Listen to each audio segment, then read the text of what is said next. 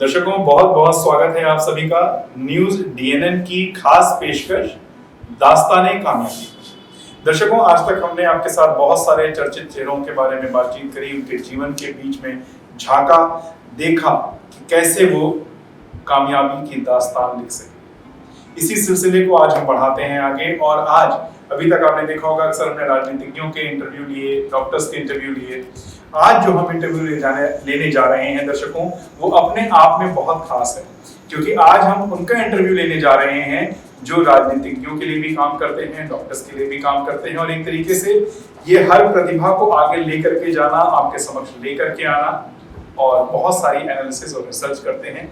लेकिन ये इस कामयाबी के शिखर पर कैसे पहुंचे, आइए जानते हैं। सबसे पहले आज हम अपने मेहमान मोनिंदर पांडे जी का स्वागत करते हैं। मोनिंदर जी, बहुत बहुत स्वागत है न्यूज डीएनएन के स्टूडियो में। बहुत बहुत धन्यवाद। मोनिंदर जी, एक सबसे पहला प्रश्न अपने दर्शकों के लिए हम जानना चाहेंगे, जीवन की शुरुआत कहाँ से? जीवन की कह सकते हैं ये जो यहाँ तक की यात्रा रही, इसकी शुरुआत आप कह सकते हैं थोड़ा डिफिकल्ट भी थी, क्योंकि मेरा जो जन्म है वो रीवा मध्य प्रदेश में एक शहर है, वहाँ के एक गांव में हुआ। बेसिकली मेरे पिताजी किसान हैं और हमेशा से खेती किसानी में रहे, तो बहुत ज़्यादा ऐसे एक्सपोजर भी नहीं था। मैंने गांव की प्राइमरी स्कूल होती है, उससे मैंने 5th क्लास पास की। उसके बाद मुझे ऐसा लगता था कि मुझे पढ़ना है, और मेरे फादर को भी था कि हाँ, अगर पढ़ना चाहते हो तो पढ़ो। फिर थोड़ा प्राइवेट स्कूल में गए, लेकिन कभी कोई इंग्लिश मीडियम और या इस तरह का एजुकेशन नहीं था, नॉर्मल प्राइवेट स्कूल्स थे, वहाँ से स्टार्ट किए। और जब मेरे पिता ने देखा कि मेरा पढ़ने में रुझान है, तो 12th पास करने के बाद फिर मुझे बाहर भेजा गया, ताकि मुझे थोड़ा एक्सपोजर मिले गांव से बाहर हट के। तो मैं इंदौर देवी यूनिवर्सिटी में आया, और वहाँ से मैंने ग्रेजुएशन किया, और ग्रेजुएशन के बाद फिर MBA एंट्रेंस की प्रिपरेशन की। बहुत अच्छे पढ़ने में भी इतने नहीं थे, बट ठीक थे, तो MBA का कॉलेज अच्छा मिल गया, और वहाँ से मैंने MBA कंप्लीट किया। बट थोड़ा ऐसा था कि हमेशा से पॉलिटिक्स की तरफ एक रुझान था, लेकिन कोई फैमिली बैकग्राउंड कोई पॉलिटिक्स में नहीं था।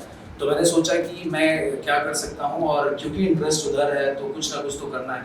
मेरे कॉलेज में इवन MBA में जो प्रोफेशनल फैकल्टी और ये भी आते थे, तो कई बार ऐसे बोलते थे कि बहुत सारे लोगों को तो प्लेसमेंट की जरूरत भी नहीं है, वो तो नेता बन सकते हैं। बट मुझे ऐसा एक कमेंट आपको नेता बनने का, नेता बनने का नहीं था, तो कभी बनने का। बट अब ये है कि MBA कर रहे हैं और फैमिली बैकग्राउंड ऐसा नहीं है, तो मैं तो पॉलिटिक्स में जा नहीं सकता। तो मैंने सोचा कि ऐसा तो कुछ होगा, जबकि तब तक कोई न्यूज़ में भी नहीं आता था कि किसी इस तरह कोई कंसल्टिंग सर्विस होती है, या फॉर्मल कोई बिजनेस होता है, या कोई कंपनी होती है, ऐसा कुछ भी नहीं था। मेरे दिमाग में आया कि कुछ तो ऐसा हो सकता है कि मैं पॉलिटिक्स में रहूं और मुझे पैसा मिले। तो दैट स्टार्टेड फ्रॉम देयर। दर्शकों, हम आपको बताना चाहते हैं कि मोनिंदर पांडे जी इलेक्शंस के दौरान या पॉलिटिशियंस के लिए या पॉलिटिकल पार्टीज के लिए एनालिसिस का काम करते हैं। मोनिंदर जी, सबसे पहले तो ये बताइए कि बेसिकली आपका नेचर ऑफ वर्क क्या है, आप क्या करते हैं? हाँ, नेचर ऑफ वर्क में देखिए ऐसा है कि ये सिंपल है, क्योंकि मैंने MBA किया है, तो मैं वहाँ से रिलेट करता हूँ। जो पॉलिटिशियन होते हैं वो एक प्रोडक्ट है, ठीक है।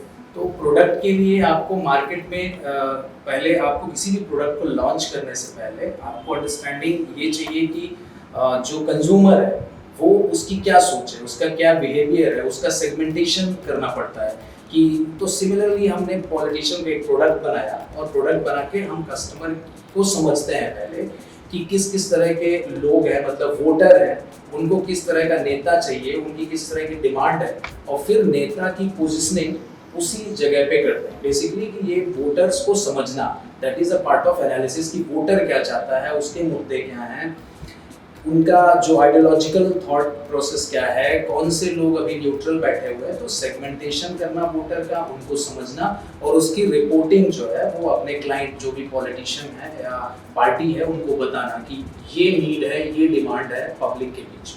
इसमें क्या फैक्टर्स, की फैक्टर, जैसे बड़ा रोचक विषय आप बात कर रहे हैं कि आपने पॉलिटिशियन पे प्रोडक्ट बना दिया। देखिए, बड़ा सावधानी से, हम क्षमा प्रार्थी हैं भाई, इन्होंने ये बोला है कि प्रोडक्ट, बट नेता हमारे समाज सेवक होते हैं, हमारे राष्ट्र के निर्माणकर्ता होते हैं, और देश को वो सेवा देते हैं। लेकिन अगर हम इसको आम आदमी को मार्केटिंग की लैंग्वेज समझाना चाहें क्योंकि आज की डेट में सबसे ज़रूरी है ये जो टॉक शो हमारा, जिसको कि हम आपके साथ बार बार लेकर के आते हैं, उसका जो उद्देश्य है दर्शकों, वो सिर्फ यही है कि आज का युवा जो रातों रात एक कामयाबी के शिखर को छूना चाहता है, उसको ये जानना जरूरी है कि ओवरनाइट कुछ भी नहीं होता। ओवरनाइट तो सिर्फ रात से दिन होता है और दिन से रात होती है। बाकी सारी चीजें जो है जिंदगी की, वो एक प्रक्रिया से गुजर के ही आगे बढ़ती हैं।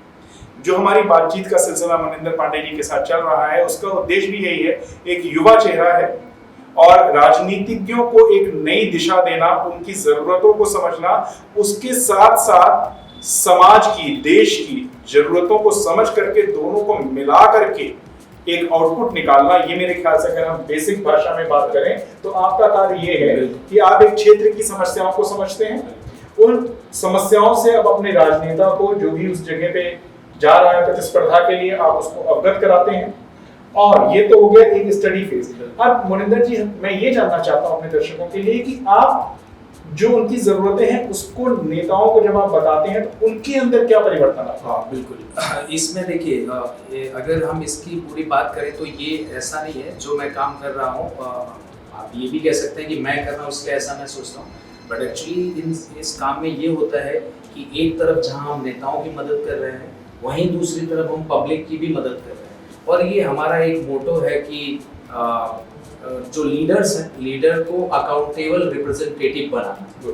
तो इसमें ये चीज़ होता है कि जब हम लोगों के इश्यूज, लोगों के मुद्दे और ग्रीवेंस रिडक्शन का सिस्टम बना के किसी भी विधायक या सांसद को देते हैं, तो एक प्लेटफॉर्म तैयार होता है जहाँ पे वो लोगों से कनेक्ट होते हैं। और हमारा उद्देश्य ये है कि आप लोगों से कनेक्ट रहेंगे तो आप जीतते रहेंगे, और आप जीत रहे हैं इसका मतलब आप लोगों का काम कर रहे हैं।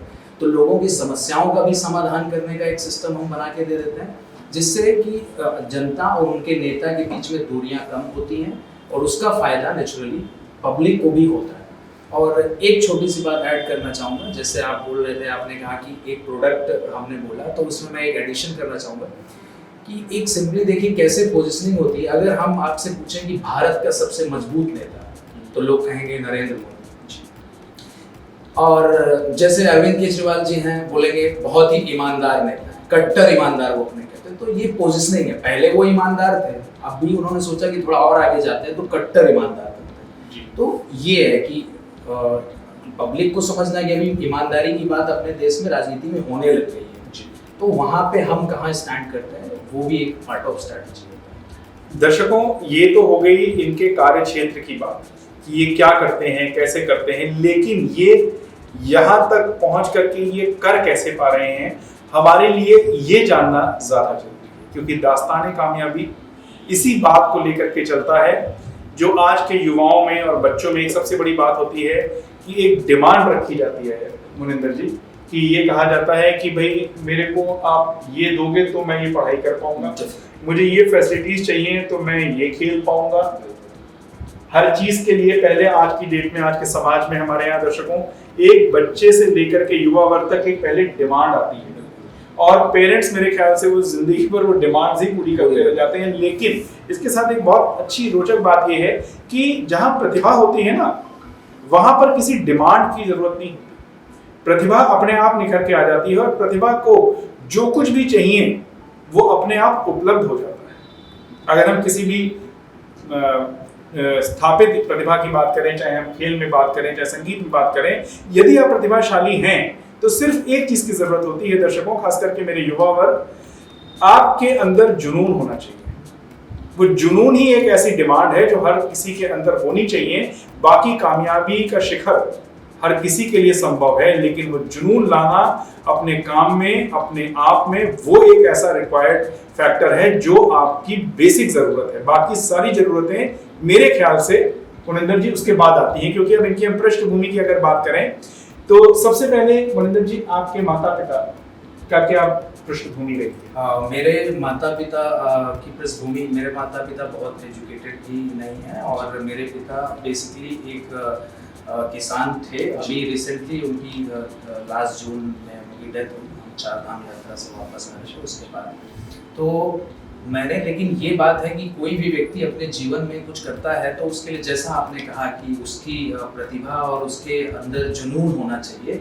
फॉर्मल एजुकेशन किसी भी फील्ड में मैटर तो करता है, बट वो ज़रूरी नहीं कि एजुकेशन है तो आप कहीं जा सकते, पर जुनून है तो आप कहीं ज़रूर जाएंगे। मेरे पिताजी किसान थे और इतनी मेहनत करते थे कि मैं आपको बताऊं कि खेती करके कम से कम उन्होंने अपने जीवन में 20 एकड़ ज़मीन खरीदी खेती करके। मैं जब MBA कर रहा था तो मेरे कॉलेज की फीस थी लगभग 12 लाख रुपए, जिसमें 60 लोग का बैच था। उसमें मैक्सिमम लोग, आप कह सकते हैं मैक्सिमम लोग एजुकेशन लोन लिए थे। सिर्फ एक मैं स्टूडेंट था जिसने बिना एजुकेशन लोन के पढ़ाई करी। तो वहाँ से पिताजी के पास से मैंने यही सीखा कि आप, क्योंकि उनका इंटरेस्ट था खेती करने में बहुत ज़्यादा, तो आपकी रुचि अगर है और आपका जुनून है तो फिर आप कहीं भी पहुँच सकते हैं। जो बात आप कह रहे थे वो एकदम सत्य है, इसमें कोई दो राय नहीं। मनिंदर जी, एक बहुत बेसिक सा प्रश्न अपने दर्शकों के लिए, खास करके बच्चों के लिए जरूर जानना चाहता हूँ कि आपने बताया कि आपकी बेसिक जो एजुकेशन रही है वो बिल्कुल ही प्राइमरी स्कूल में रही, कोई कॉन्वेंट एजुकेशन नहीं।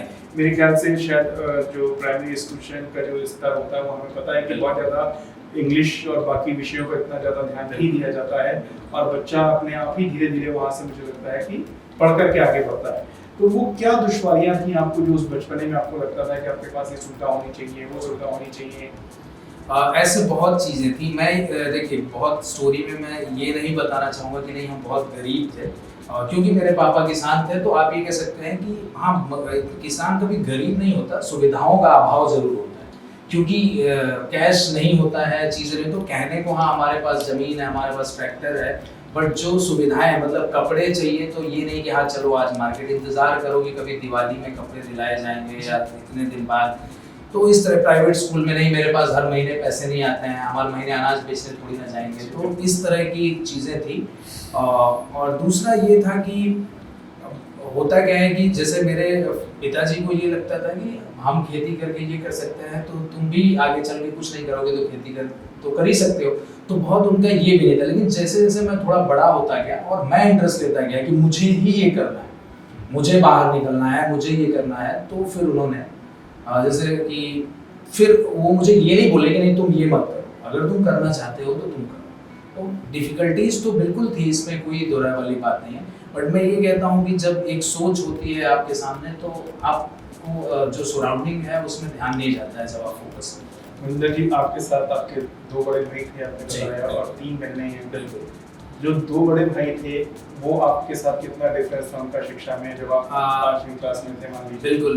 जब शिक्षा में, मतलब मेरे एक बड़े भाई तो मेरे से 6 साल बड़े हैं और एक 8 साल बड़े होंगे। तो उनकी मेरे जो बड़े वाले भाई हैं उनकी एजुकेशन जरूर केंद्रीय विद्यालय से हुई है, क्योंकि मेरे जो बड़े पिताजी थे वो आर्मी में थे और आर्मी के बाद वो कोल इंडिया में थे। तो जो बड़े भाई हैं उनके पास चले गए। हाँ, तो उनके पास उन्होंने 12th तक वहाँ से किया। लेकिन वही है, फिर सब लोग घर लौट के आए और घर में माहौल ऐसा होता था कि मतलब पापा बहुत ही ज़्यादा खेती में इंगेज थे।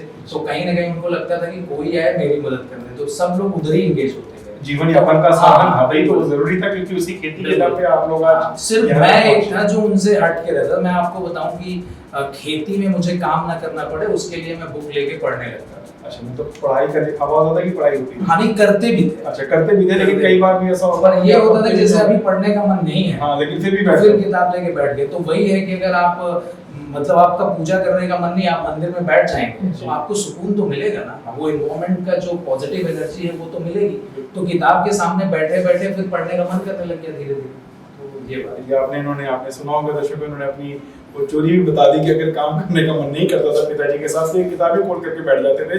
लेकिन एक बहुत अच्छी बात बताई इन्होंने कि जब आप उस ऑरा में जाते हैं, उस पॉजिटिव एनर्जी का इफेक्ट आपके ऊपर पड़ता है। तो बच्चों और दर्शकों, जो भी युवा वर्ग हमारा इसको देख रहा है, आपको ये बात जरूर ध्यान रखनी चाहिए कि कभी कभी अक्सर हमारा पढ़ने का मन नहीं करता है, चाहे कोई भी बहाना ढूंढिए, बहाना ढूंढ लीजिए पढ़ने का, क्योंकि जब आप उस जोन में जाएंगे तो वो एनर्जी आपको आगे बढ़ने में सपोर्ट जरूर करेगी।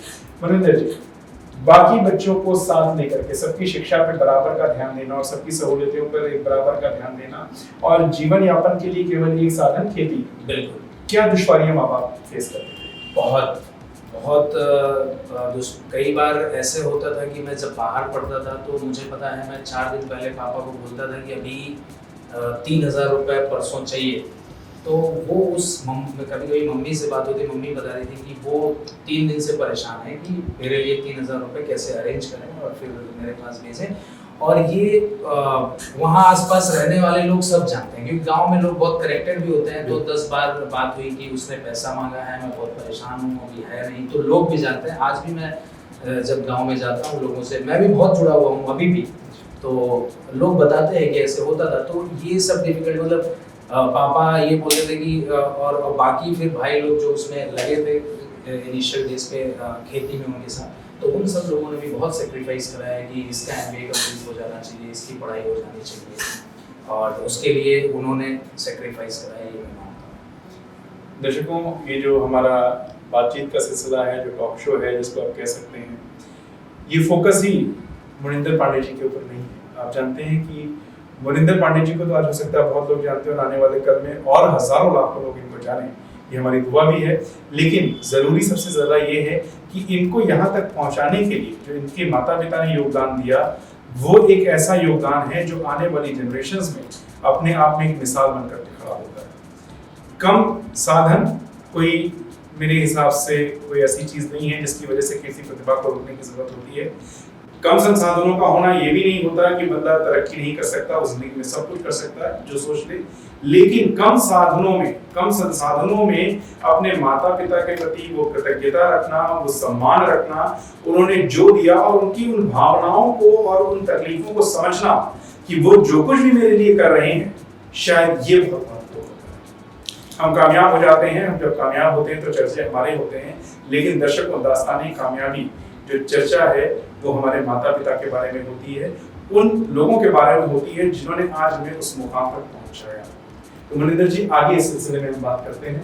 माता पिता की बात हमने सुनी, किस तरीके से आपने उनके साथ कोऑपरेट करा या उन्होंने आपको आगे बढ़ाने के लिए पूरे परिवार ने कोऑपरेट करा। जब आप इस क्षेत्र में आए तो यहाँ की दुश्वारियां क्या रही? देखिए, सबसे बड़ी बात तो मैंने आपको बताया कि किस तरह से मेरे माता पिता के लिए और मेरे भाइयों के लिए इतना इजी नहीं था कि मैं गांव से निकल के जाऊं और उसके बाद मैं एक इतने उस टाइम के महंगे कॉलेज से मैं MBA कर रहा हूं। मतलब मेरे घर में तो सिर्फ फैन है, और जब मैं जा रहा हूं तो वहाँ हॉस्टल से लेके क्लासरूम तक AC है, उसका पैसा दे रहे हैं। उसके बाद जब प्लेसमेंट की बात आती है तो मेरा इंटरेस्ट इधर था, तो मैंने कहा कि मैं इस तरह का काम करूँगा। तो मुझे बहुत लोगों ने समझाया, जो लोग भी परिवार से जुड़े थे, और पापा भी मेरे बोले कि तुम इतना पैसा लगा के पढ़ाई किए हो, और अगर तुम ये सब करोगे तो ये कोई फॉर्मल काम थोड़ी ना है, ये क्या होता है, किसी को तो समझ भी नहीं थी, क्योंकि गूगल के 50वें पेज पे भी आपको नहीं पता था कि इंडिया में पॉलिटिकल कंसल्टेंट क्या होता है। और इस तरह के फॉर्मल सर्विस कभी दैट, और वो भी पेड नहीं होता था, कोई प्रोफेशनल सर्विस नहीं होती थी, just for election study. CSDS और लोक नीति जैसी संस्थान जो हैं, या पॉलिटिकल साइंस के डिपार्टमेंट के जो यूनिवर्सिटीज होते थे वो करते थे, कोई ये पैसा और इस तरह का कोई बिजनेस नहीं था। तो उनको भी था और मुझे भी था कि अगर मैंने कोई FMCG में और इधर मार्केटिंग से हूँ तो अगर जॉब नहीं करूँगा तो कितना डिफिकल्ट होगा। बट मैंने सोचा कि नहीं, स्टार्ट करते हैं। फिर स्टार्ट कर दिए, और मेरे पापा बोले कि इतना तो, और मैं भी सोचा, लेकिन मैंने अपने पापा को लास्ट ये बोला था, मुझे याद है, मेरे पापा था, मुझे जो करना है आप करने दीजिए, ये कमिटमेंट करता हूँ। ये जनवरी का महीना था 2011। मैंने बोला पापा, अब फरवरी से आपसे पैसा नहीं मांगूंगा, और जबकि मेरे पास उस टाइम कुछ भी नहीं था। और फिर मैंने काम स्टार्ट किया, इसको फॉर्मल कैसे बना सकते हैं, जितना अपना MBA से सीखा था कि एक बिजनेस के तौर पे उसको करना। और फिर मैं यूपी का इलेक्शन, तभी यूपी और उत्तराखंड होने वाला था, तो मैं एक समाजवादी पार्टी के सहजनवा से विधायक थे, मैं ऐसे कोल्ड कॉलिंग कर रहा था MLAs को, तो उन्होंने बोला कि मैं यूपी भवन में हूँ, आप आ जाइए। तो मैंने उनको, that was my first presentation, और मैंने उनको फर्स्ट टाइम प्रेजेंटेशन दिया, और उन्होंने मुझे 20,000 रुपये एडवांस दिए, बोले ये एग्रीमेंट साइन करके बाकी आप वहाँ आइए और काम स्टार्ट करें। तो वो मेरा पहला था। और उसके बाद मैं उत्तराखंड में जस्ट 5-10 दिन बाद ही एक कुलदीप कुमार, अभी भारतीय जनता पार्टी के बड़े नेता हैं, मैं उनके पास गया था, उनका कॉलेज है, और तभी मेरी एज सिर्फ 21 साल थी। और मैंने उनसे, जब मैं उनके पास गया और मैंने उनको प्रेजेंटेशन दिया, तो उन्होंने बोला कि मैं 25-30 साल से राजनीति में हूँ और आपकी एज 21 साल है, तो आप हमें क्या बताओगे कि राजनीति में क्या कैसे करना चाहिए। तो मैंने कहा कि सर मैं आपको राजनीति बताने तो आया ही नहीं, मैं तो ये बताने आया हूँ कि जो आप करते हैं उसको हम ऑर्गेनाइज वे में कैसे कर सकते हैं। तो उन्होंने बोला कैसे, तो मैंने बोला कि आपके पास कितने पार्टी वर्कर्स हैं, तो बोले मेरे पास हजारों हैं। तो मैंने कहा आप मुझे बताइए कौन कौन। तो बोले अब देखना पड़ेगा। तो मैंने कहा वही है, मैं आपके फ़ोन में डाल के दे दूँगा कौन कौन आपका पार्टी वर्कर है और कौन आपके लोग हैं, बस यही करने आया। तो उन्होंने भी मुझे काम दिया और फिर ये सिलसिला चलता रहा। लेकिन ये है कि एक वो दिन था, हाँ अब उस दिन की आपने दुश्वारियाँ पूछी तो मैं आपको बताता हूँ कि कश्मीरी गेट से मैं जो ऑर्डनरी बस होती है उससे बैठ के चाहे रात में 1 बजे 2 बजे और जाकर उत्तराखंड पहुँचना है। और उत्तराखंड से अभी जो कांग्रेस पार्टी के प्रेजेंट अध्यक्ष हैं उत्तराखंड के करण महाराज जी, और उनके पास मैं एक बार मिलने गया था। तो मैंने उनसे शाम को 6 बजे मेरी उनसे बात हुई। मैंने कहा सर आपसे मिलना है, तो बोले मैं रानीखेत में हूँ। मैंने कहा आ जाऊँ सर, बोले हाँ आ जाइए। तो मैं खाना भी नहीं खाया, मैं गया वहाँ के बस में बैठा और कम से कम 15 घंटे लगते थे उस समय देहरादून से और वहाँ रानीखेत पहुँचने। मैं वहाँ पहुँचा, सुलभ कॉम्प्लेक्स में जाके नहा के और कपड़े पहन के और फिर उनके पास गया, उनकी स्कूल है, फिर उनकी वाइफ से मिला, फिर वो मिले और फिर मैंने उनका भी काम किया। तो ये डिफिकल्ट, लेकिन हाँ मेरा ये होता था कि अगर मुझे किसी ने एक बार, क्योंकि मुझे पता था नेताओं के पास टाइम कम होता है, गलती से बोल देते थे आप आ जाओ, तो मैं नेक्स्ट डे वहीं मिलता था उनको, चाहे वो जिस टाइम मुझे बोले। तो काफ़ी डिफिकल्ट रहा। मैं आप कह सकते हैं कि मैं होटल लेने की मुझे ज़रूरत ही नहीं पड़ती थी, या तो मीटिंग में हूँ या बस में हूँ, या मीटिंग में हूँ या बस में हूँ। तो ऐसे काफ़ी डिफिकल्ट था उस टाइम। दर्शकों ध्यान से देखिएगा इनके चेहरे को, ये डिफाइन कर रहे हैं कि हमारे भविष्य की राजनीति कितनी सुव्यवस्थित होगी, कितनी सुसंगठित होगी, और उस व्यवस्था का जो फायदा है वो एक आम आदमी को मिलेगा, हमारी आम जनता को वो फायदा मिलेगा। जब उनकी दुश्वारियों को एनालाइज करके हमारे राजनेताओं तक पहुंचाया जाएगा तो हम निश्चित रूप से जानते हैं कि उसका कहीं ना कहीं समाधान बहुत अच्छे स्तर पे होगा। तो मनविंदर जी, आप जो कार्य कर रहे हैं बहुत सराहनीय है, अपने आप में एक ऐसा काम है जो मेरे ख्याल से आउट ऑफ द लीग है, आउट ऑफ द बॉक्स इसको हम कह सकते हैं कि लीग से हटकर के आपने एक नई शुरुआत करी। दुश्वारियां होंगी तो आपने छोटा सा 2 शब्दों में बताया, आपने एक बार बताया बस के बारे में या 15 घंटे की जर्नी। बट मुझे लगता है कि जब कोई भी काम आप नया शुरू करते हैं जिसको कि समाज में कोई पहचान ही नहीं होती, एक्सेप्टेंस नहीं होती, तो उसकी दुश्वारियों का भी अंदाजा नहीं होता। दुश्वारियों में मैं आपको एक चीज़ ऐड कर देता हूँ। जब मैं स्टार्ट किया और उसमें ये था कि वही फरवरी महीने की बात है, जब मैंने पापा से कहा था कि फरवरी के बाद आपसे पैसे नहीं लेंगे। तो मैंने क्या किया कि मुझे उत्तराखंड में जब पेमेंट मिला तो मैंने अपने पापा के अकाउंट में, स्टेट बैंक में उनका अकाउंट था, हरिद्वार में था, मैंने 25,000 रुपये डाले और मैंने कहा कि पापा आपको ये 25,000 रुपये अभी हर महीने आएंगे, और ये फरवरी की बात। तो मेरे पापा को बहुत अच्छा लगा। और फिर थोड़ा मतलब मैं आपसे ये कहूँगा कि मेरा इंटरेस्ट इतना ज़्यादा था इस काम में कि मैं किसी पॉलिटिशियन से मिलने जा रहा हूँ, उनकी कॉन्स्टिट्यूंसी को और उनकी चीज़ों को मैं इतना स्टडी कर लेता था कि जब मैं उनके पास बैठता था, अभी तो बल्कि कम करता हूँ, अभी तो प्रेजेंटेशन के लिए करता हूँ, बट पहले मैं इतना कर लेता था कि उनको ऐसा लगता था कि ये आदमी बाहर का नहीं है, he knows everything about the constituency। उनको तो नहीं लगता था कि हमारी कॉन्स्टिट्यूएंसी को हमसे ज्यादा जानता है कि नहीं, उनको ये लगता था कि हाँ अच्छा है, इसको जानकारी है, मतलब ये काम कर सकता है। मैं नहीं तो लोगों को पहले जो आप बता रहे हैं तो थोड़ा मैं उसमें डिटेल में नहीं है क्योंकि वो टेक्निकल दुश्वारियां, तो उसमें क्या है कि बहुत सारी चीजें आप बाहर से आए हो और ये है वो। फिर बाद में हमने कर्नाटक केरला से लेके मेघालय तक काम किया हुआ है, तो वो एक चीज है। और जो ये मैंने बताया कि मैंने अपने फादर को पैसे डाले और थोड़ा पैसे आने लग गए थे। तो जब मैं एक MBA में मैंने एडमिशन लिया था 2009 में, तो हमारे यहाँ एक प्रोफेसर थे और वो रिलेटिव भी हैं, तो उन्होंने मेरे से उनकी मुलाकात हुई थी और समवॉट कह सकते हैं कि he was impressed with my, कोई भी चीज़ हो सकती है उससे। तो उन्होंने मेरे पापा से बात करी कि अपनी बेटी की शादी हम इनसे करना चाहते हैं। तो मैंने कहा कि हाँ ठीक। वो बोले MBA कंप्लीट हो जाए और जब जॉब हो जाएगी तो फिर शादी कर देंगे। फिर 2012 में मैं अपने गांव गया होली के टाइम में, तो आए थे हमसे मिलने। उन्होंने मेरे से पूछा आप क्या करते हो और ये सब चीज़ें, तो मैंने बताया कि मैं ये करता हूँ। तब तक मतलब अच्छा करने लग गए थे। आप कह सकते हैं कि हाँ उस टाइम पे ऑन एन एवरेज 50-60 हज़ार रुपये महीने तो आ ही जाता था। तो मैं तो बहुत खुश था अपने काम से क्योंकि सब मेरा इंटरेस्ट भी उसमें था और मैं थोड़ा अपने हिसाब से अच्छा कर रहा था।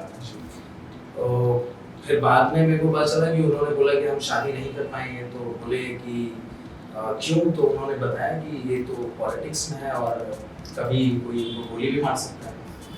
तो मेरे पापा ने मुझे बोला कि यार ऐसा है, तुम MBA की हो, अच्छे स्टूडेंट रहे हो कॉलेज में और ठीक ठाक हो, तो तुम कोई अच्छी जॉब कर लो। तब भी बोले। तो मैंने कहा कि पापा नहीं, वो अपनी बेटी की शादी वहाँ कर सकते हैं जो अमर हो, बाकी मैं तो यही करूँगा। तो ये इस तरह की भी चीज़ें आई हैं। इस बार शादी भी? हाँ बिल्कुल, मेरी वाइफ भी है और मेरा एक बेटा भी है। बहुत बहुत शुभकामनाएं, स्वस्थ रहें और वो भी आपकी तरह जिद और जुनून को लेकर के आगे चले। एक चीज जानना चाहते हैं पंडित जी आपसे, ये जो कार्य आप कर रहे हैं कहीं ना कहीं प्रशांत किशोर जी जो एक बहुत बड़े ब्रांड हैं इस इंडस्ट्री के, ये कहीं ना कहीं वैसे ही काम? हाँ वैसा ही काम है। और मैं आपको बताता हूँ कि प्रशांत किशोर जी बहुत बड़े ब्रांड हैं, लेकिन प्रशांत किशोर जी फॉर्मली इस काम को एक ऑर्गेनाइजेशन के अंदर करना वो बाद में स्टार्ट किए हैं, हम लोग पहले से।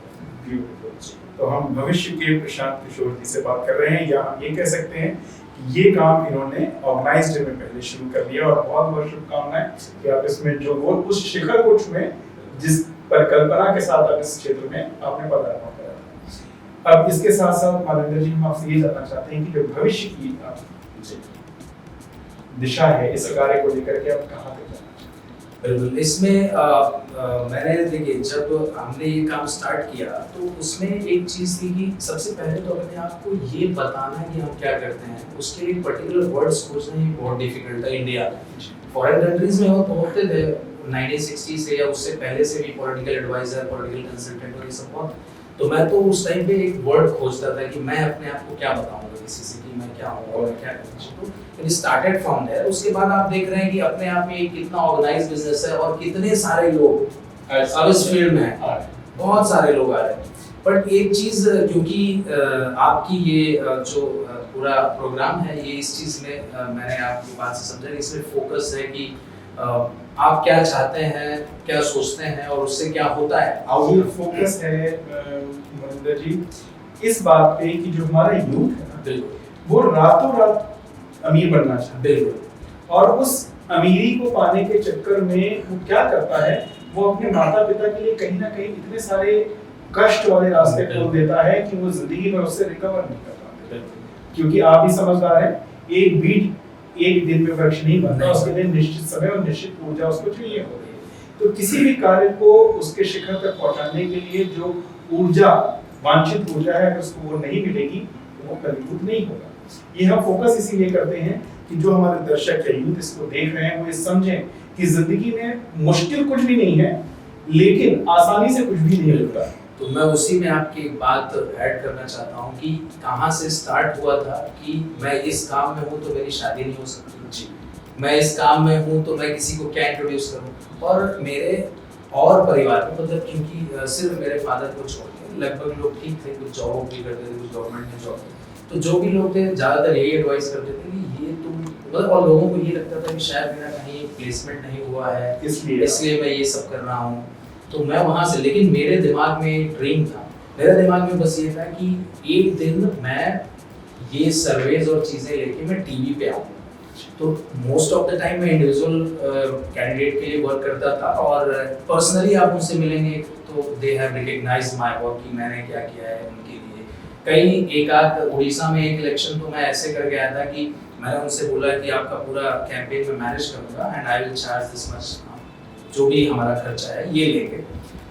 तो उन्होंने बोला कि ठीक है मैं आपको दूंगा क्योंकि बहुत ज़्यादा खर्चा है, लेकिन उन्होंने बोला कि मुझे विधायक बनना है तो आधा अभी लो और आधा रिजल्ट के बाद लेना। मैंने कहा एकदम ठीक है।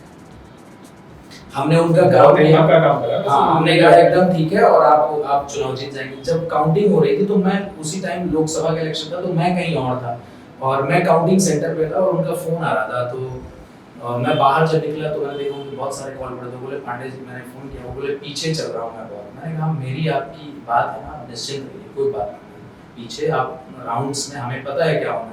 लास्ट में वो 4600 वोट से चुनाव जीते। उनका नाम है मोहम्मद मुकीम और हमने 1.5 साल उनके लिए मेहनत करी थी उड़ीसा में जाके। तो ये अब स्टार्ट वहाँ से हुआ था और मैंने एक दिन ये सपना था कि मैं एक दिन आऊँगा टीवी पे ये बताने कि किसी स्टेट का ओपिनियन पोल क्या है और कौन सी पार्टी कितना सीट जीत रही है। और ये अभी 2022 के उत्तराखंड के चुनाव में हुआ। मेरा जी न्यूज़ में मेरा ओपिनियन पोल और एग्जिट पोल आया, और आपको मैं बताऊं कि ऐसा इतिहास में कभी नहीं हुआ है। लोग प्लस माइनस बोलते हैं, मैंने बोला था भारतीय जनता पार्टी को 47 सीट मिलेगी एंड 47 सीट ही रिजल्ट, और मुझे पता था कि मैं टीवी पे भी आऊंगा और मेरा बताया हुआ रिजल्ट ही सही जाएगा और कुछ नहीं होगा, इतना जरूर होगा मेरी जिंदगी। और ये लेकिन हाँ, इसके लिए 11 साल लगे। 2011 से रोज लगे पांडे जी, कितने घंटे तो मतलब काम, मैं बता रहा हूँ, काम के अलावा मुझे कोई चीज अच्छी मेरे शो के लिए वो बहुत इंपॉर्टेंट है जानना कि 11 साल में आपने रोज अपने काम को, अपने जुनून को कितने समय, आप कह सकते हैं 100%।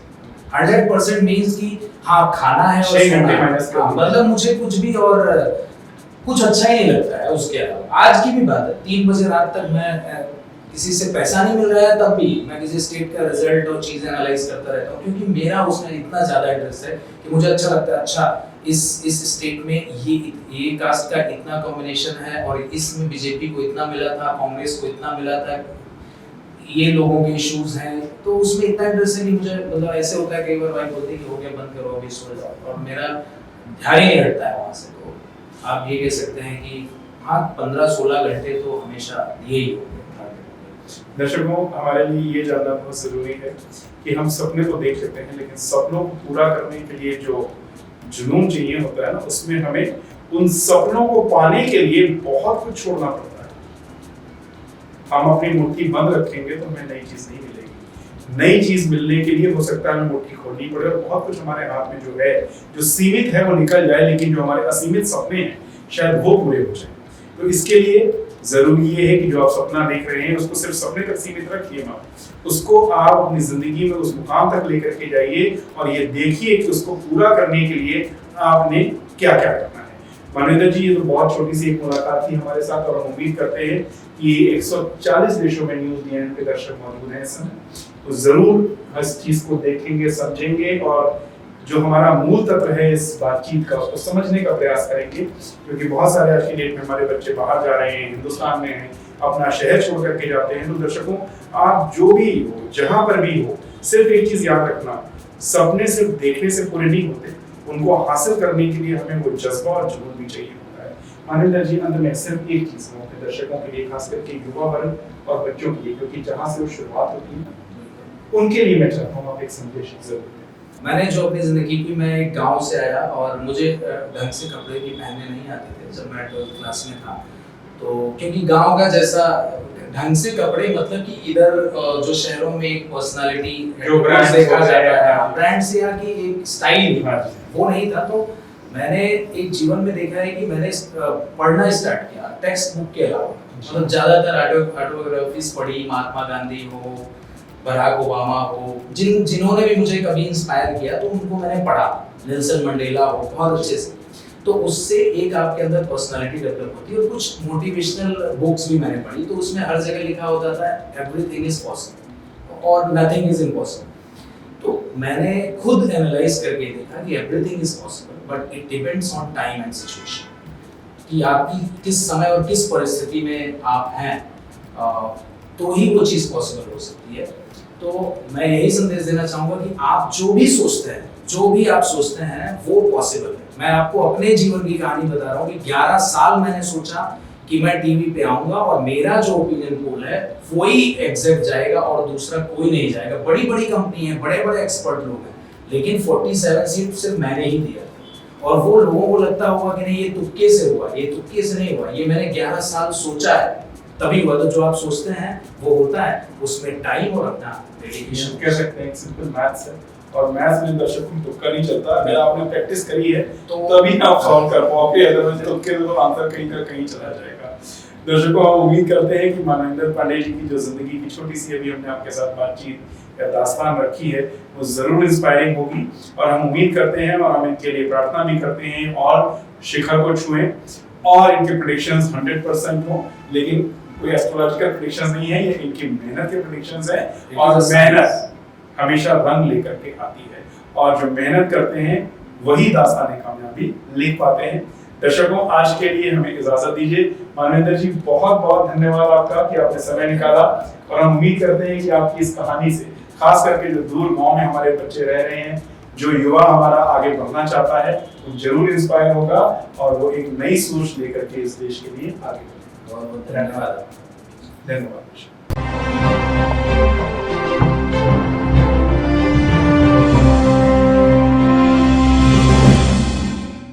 Subscribe to our YouTube channel News DNN by clicking the bell icon. Don't forget to like, comment and share.